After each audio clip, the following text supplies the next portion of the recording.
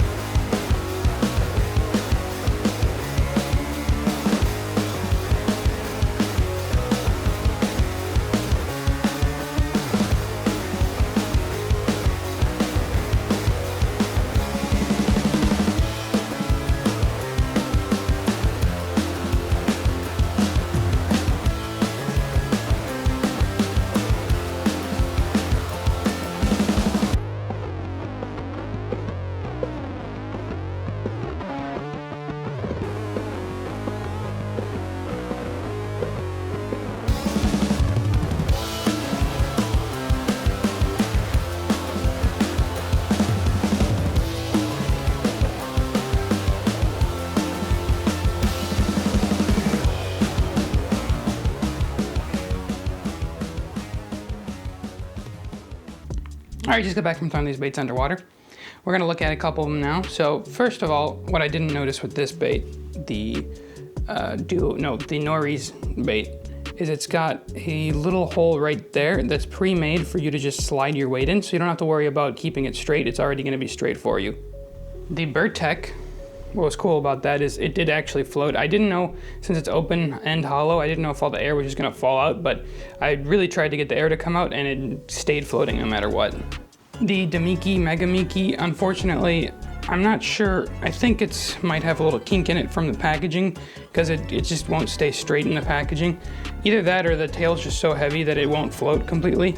But it does float halfway up and then it kind of, I mean, you saw in the underwater footage. But it did look interesting. I think if you were just doing live scope with this bait, it might be better than on the bottom. And obviously Neko rigs have been around longer than live scope has. It can definitely be fished without live scope, but I know nowadays a lot of people like to use it on live scope and drop it on fish's heads. Most of the other baits were very, very similar in their action. Nekorama definitely had the best action in my opinion out of those ones that are the same, just because of how long the tail is and how skinny it gets with the little extra weight on the end. If you guys did enjoy, make sure you leave a like and subscribe. There should be more videos like this coming out soon. And let me know in the comment section down below what bait you thought was the best and if there's any other baits I should throw underwater. Alright, see you guys in the next one.